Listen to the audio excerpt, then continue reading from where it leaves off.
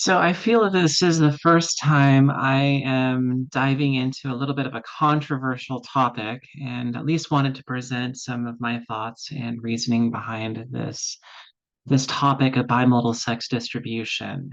And this is kind of an interesting discussion. I've read a few articles online. I've read through a number of ideas, thoughts, and um, wanted to at least throw out some ideas and let people think and contemplate how this is working and take this a little bit one step at a time. So, on one set of people that look at bimodal sex distribution, the idea is that you have male and female, and that's it. There's no yeah, they'll include intersex individuals, but how they actually present it is it's either male or it's female. And on the other side of the spectrum, you have the idea that sex is actually a spectrum, the sex distribution curve.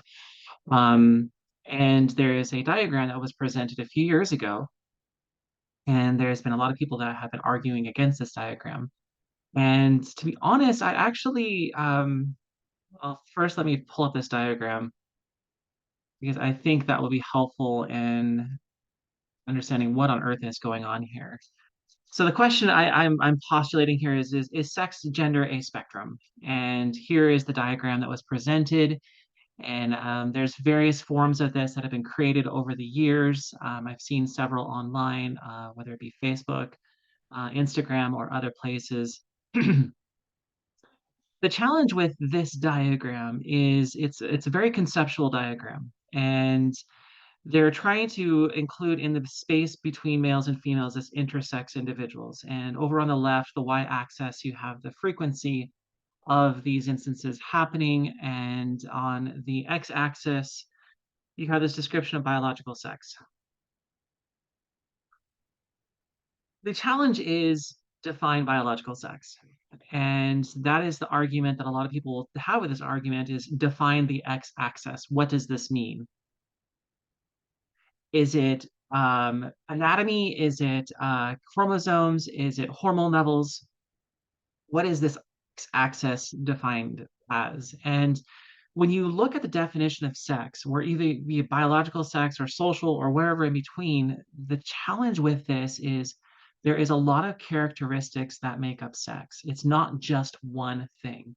I've hit on that a number of times over the courses of these videos. Is sex is not just one part of our lives. It's a collection of many, and there are a lot of variations that are included in the midst of all this. And so when we look at this diagram, yes, biological sex is a poorly defined term based off of this graph. Um, and you'll see that with the next couple slides. And here is some of my thoughts with this. So yeah, I actually agree with a lot of these naysayers on this graph is that I want you to come up with an x-axis that works. And the challenge with that is doing so is ridiculously hard, if not impossible to do in a simple conceptual form that works. Now, on the flip side of that, I also can see where a lot of the people supporting this diagram are coming from. Because this is hard to describe and hard to conceptualize, or at least put into a graph-like form with only a couple dimensions, we're limited on our ability to present this in a visual form that is more understandable. So from the perspective of this graph in of itself, it's conceptual.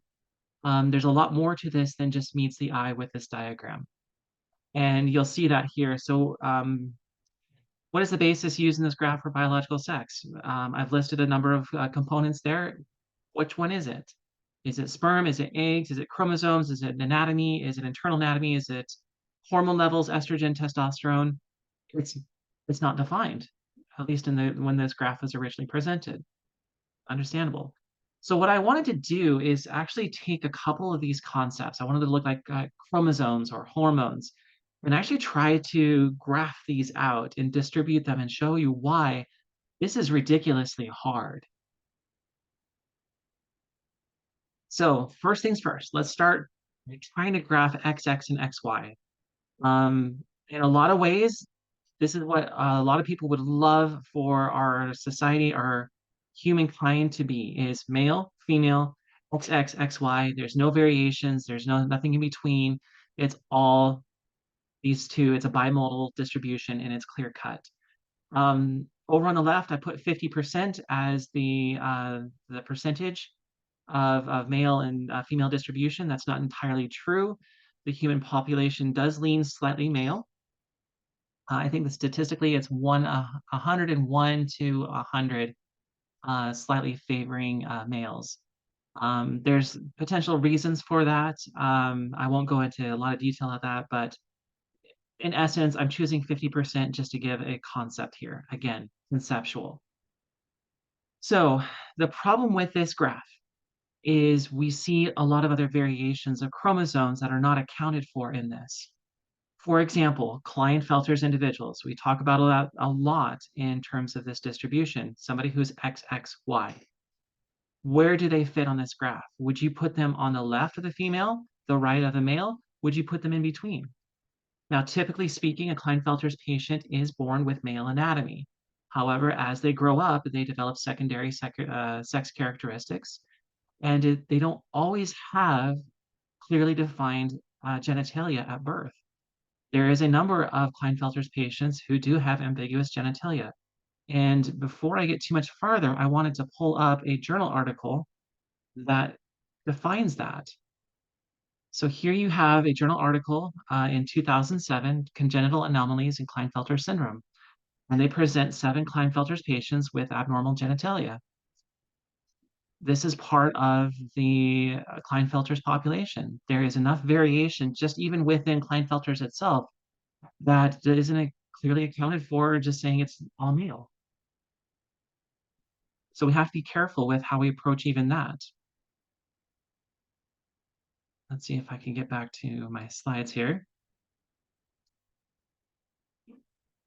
So not only do we have things like Klinefelters and Turners, where does Turners fit? Well, you would tend to lean more towards the female side of things because Turner's patients tend to be female at birth. They don't typically have an SRY gene that would trigger male development. So as a consequence of that, they tend to be on the female side of things.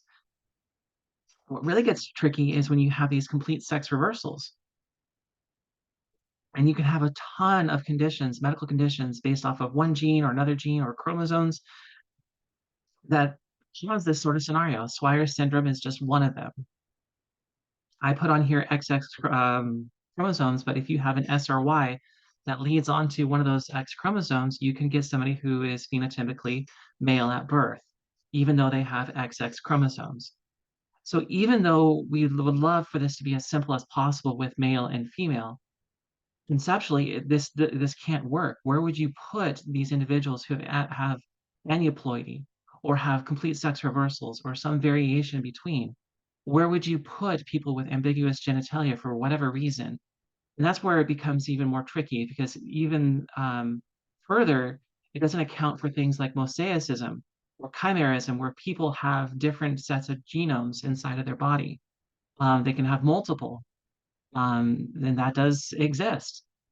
And then the other conditions that happen, how do you put people with XXX or triple X, quadruple X chromosomes?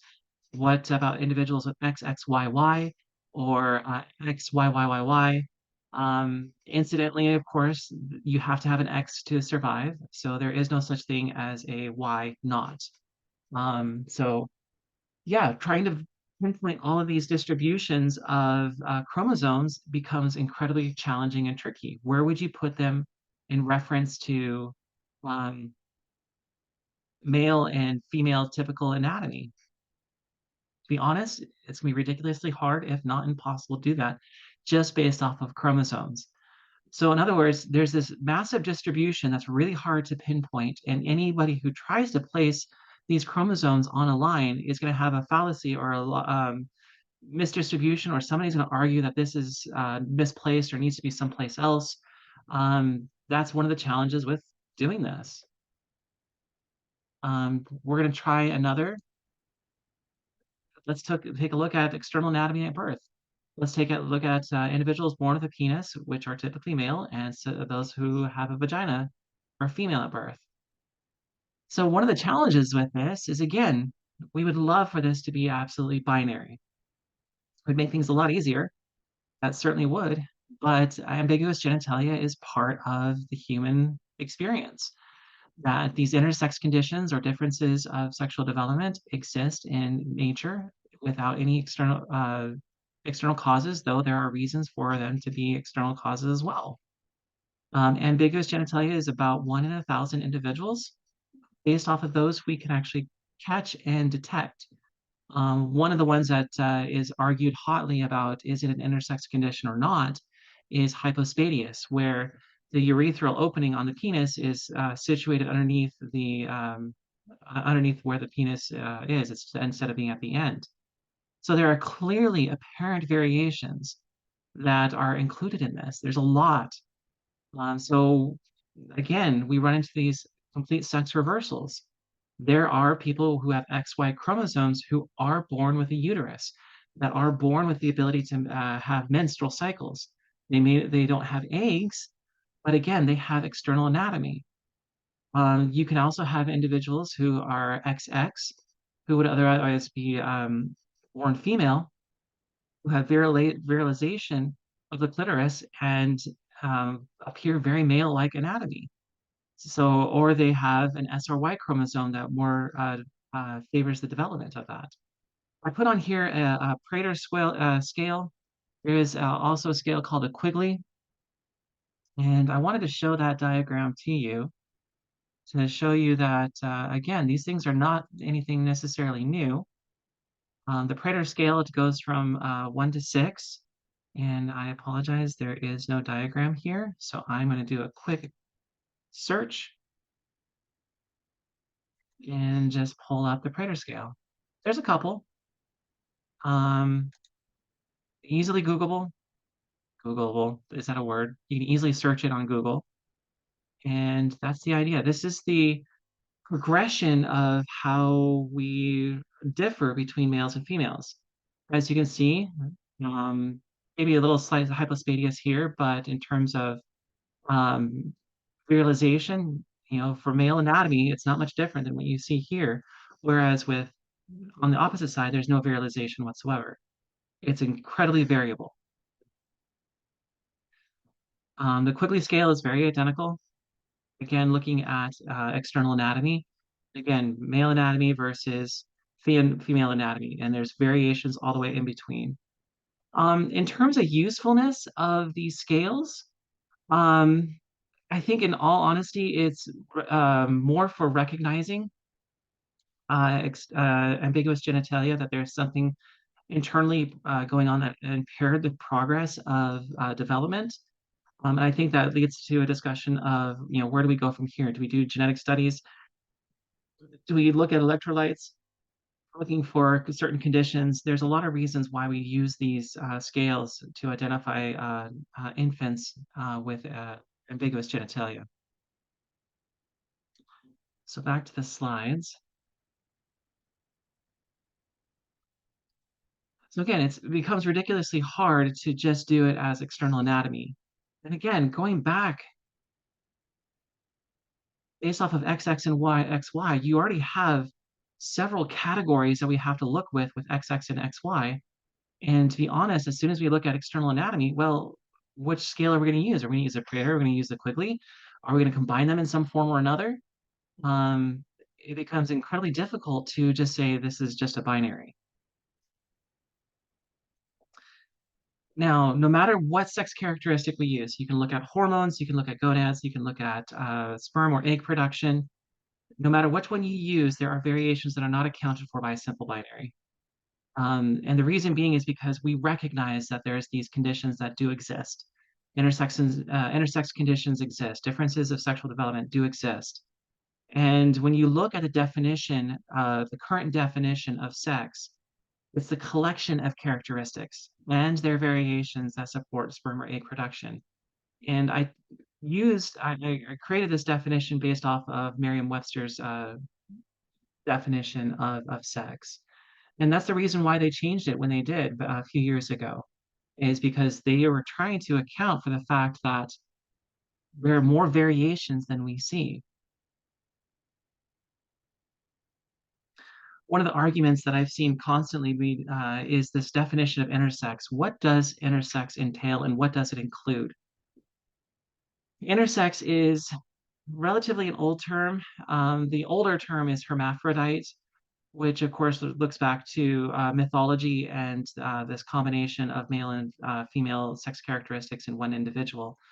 And in the olden days, they used to be called true hermaphrodites and false hermaphrodites.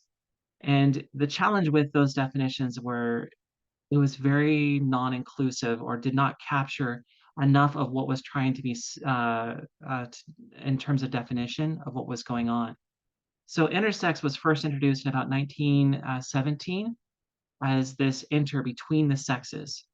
And the definition, the criteria has evolved over time. There's lists of characteristics that are required. There's some that have been evolved and expanded. There's been some that have contracted in terms of what they include. As of the present moment, there is no clear set definition or criteria. And in terms of using intersex, it is broader than we think it is. And this definition really has honestly evolved over time. I have pulled from Wikipedia the definition of intersex according to the United Nations High Commissioner for Human Rights.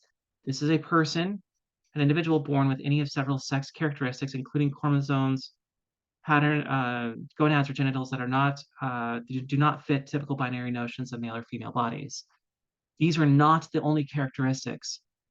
These three that are mentioned are not the only characteristics. And you'll see that in the next slide that I think is also important to note with that. They say including these, it's not the only ones. So when we look at disorders or differences of sexual development, and keep in mind that, to be honest, I prefer differences in sexual development because it is a difference. Is it a disorder? Well, to be honest, people really don't like that term. I don't want to be considered a disorder. I'm okay with being called a difference. That's great. I think that's justifiable. But in terms of a disorder, not a disorder. Um, I look at differences of sexual development and intersex as interchangeable. You'll see the table. Every single one of these conditions have been used as the intersex conditions at some point in time. And I'm going to go to our friends over at Wikipedia because I think they did a great job of pulling out the prevalences of each of these various conditions. And I think this is really cool. I think actually seeing numbers next to these conditions is really amazing to see. For example, take a look down here, XX or XYY syndrome, where an individual has two Y chromosomes, and that's 1 in 7,000 births. Hypospadias is relatively common in the prevalence. I love how they say the prevalence varies considerably. And I agree with that. Again, it's one of those where you have to recognize it to start with, and not everybody recognizes it to begin with. Trisomy X, Klinefelter's is 1 in 500 individuals. 1 in 500. That's not uncommon. There are others in here that are more or less common. There's many in here that don't have estimations. The more common ones you're going to see estimates with. But again, looking at the Wikipedia page where somebody created this beautiful chart and said, here are the prevalences, estimated prevalences, by the way, of all these conditions, it's really cool to imagine and see.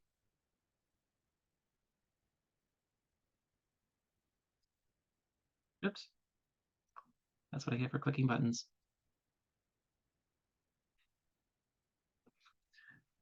So primary sex characteristics.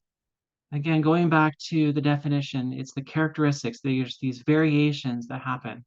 And of course, they mention gonads, gametes, chromosomes, external, internal anatomy. There's a lot of these variations. Every one of these categories has variations. You can go back to this slide here.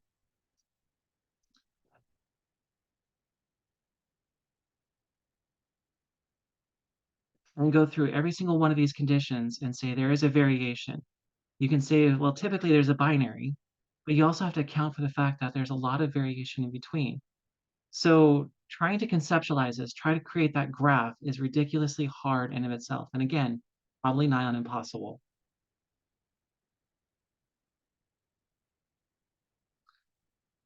I believe this was a commission. We wanted to review the differences of sexual development and put it into a table that we can work with, learn about, conceptualize, and account for. This is was proposed in 2010. For those who are just watching this is 13 years ago. Now, this is a very good graph. This is an incredible chart. But as you can see, even with the category of sex chromosome disorders of sexual development, there's a few that are not accounted for in there. The aneuploidies that I talked about before, XXYY is not accounted for in here. XYY, XXXY are not included in this. Now, keep in mind there are variants, and you can see that with some of the Klinefelter syndrome and variants. But again, there's some of them that are outside of these categories that are not included. There are other types of chimerism that do exist as well. There are those who have 45X with another set of chromosomes. So it's not just 46XX, 46XY. There are other groups of categories that fit into this chimerism category. And as you walk through your way through this list, every single one of these conditions has genes associated with them that have been disrupted. For example, I've used congenital hypogonadotropic hypogonadism, which is down here towards the bottom under other. And to be honest, this actually also needs to be included over in female categories as well, because this can lead to amenorrhea. Again, a difference of sexual development.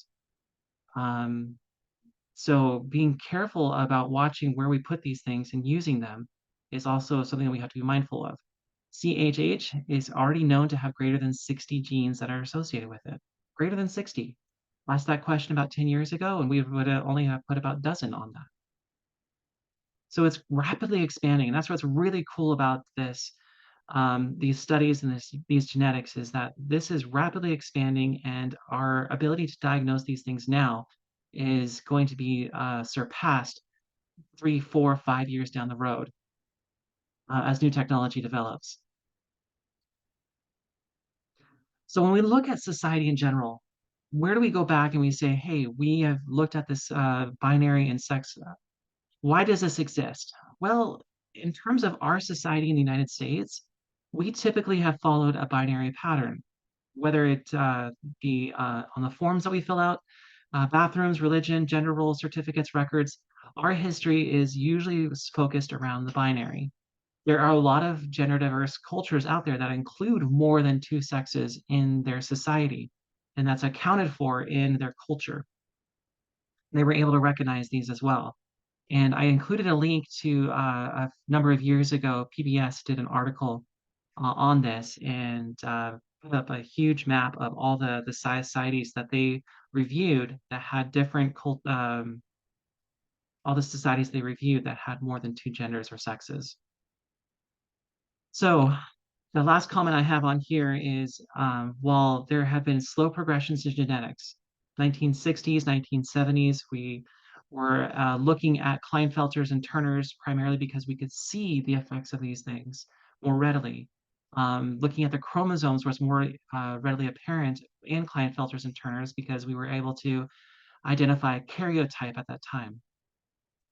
It really wasn't until the 1990s that we really had this massive explosion in our genetic understanding. It wasn't even until 1996 that the ISRY gene was even discovered, or its close companion, the SOX9 gene. And since that time, we've understood that there are 20 to 30,000 genes inside the human body. And we're still actually not set on a specific idea of this is the number of genes. It's a variable number because we're still looking into it. We're still researching, which is what is so exciting about this field.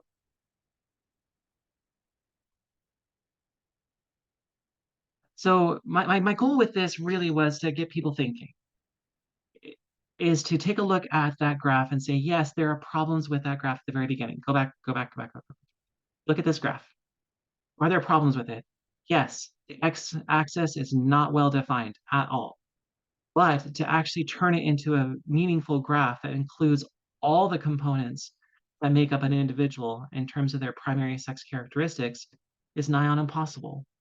So what the original creators of this graph wanted to do is to create this concept that there are these variations, that there's ebbs and weaves and flows between males and females, and that it is not just this. It's not this binary with nothing in between. How you make that graph is going to be anybody's guess. It'll take a lot of effort and probably a lot of computing power and diagrams that will probably blow our minds.